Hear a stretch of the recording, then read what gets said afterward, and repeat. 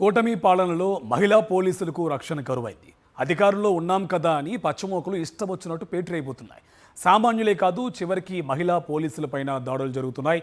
ఓ TDP కార్యకర్త కుమార్తె మహిళా ఎస్ఐపై దాడి చేసిన ఘటన శ్రీ సత్యసాయి జిల్లా అగలిలో చోటు చేసుకుంది.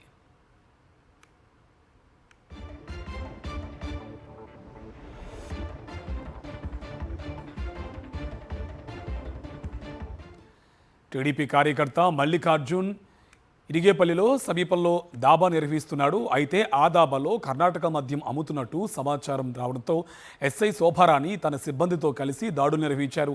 ఈ దాడుల్లో అక్రమంగా కర్ణాటక మద్యం అమ్ముతున్నట్టు గుర్తించారు. నిబంధనలకు విరుద్ధంగా మద్యం అమ్ముతున్న టీడీపీ కార్యకర్త మల్లికార్జున్ను స్టేషన్కు తరలిస్తుండగా ఆయన కుమార్తె కీర్తన అడ్డుకుని ఎస్ఐపై దాడి చేసింది. దీంతో మహిళా ఎస్ఐ శోభారాణి స్థానిక పోలీస్ స్టేషన్లో కంప్లైంట్ చేశారు. గుడిబండ ఎస్ఐ రాజ్ కుల్లాయప్ప ఈ కేసు విచారణ చేపట్టారు.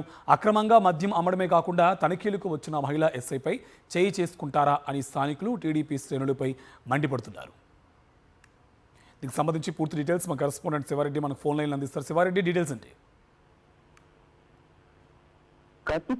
అనంతపురం జిల్లాలో నేతల దౌర్జన్యంతో దౌర్జన్యాలు దాడులు తీవ్రస్థాయికి పెరుగుతున్న పరిస్థితి కనిపిస్తుంది.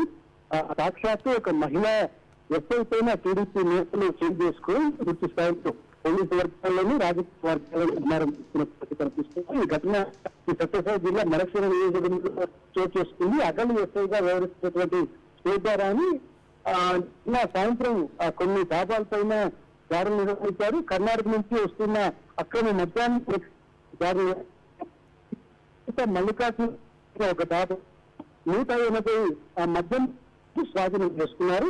మల్లికార్జున అదుపులో తీసుకొని పోలీస్ స్టేషన్ ఆమె థ్యాంక్ యూ శివారెడ్డి.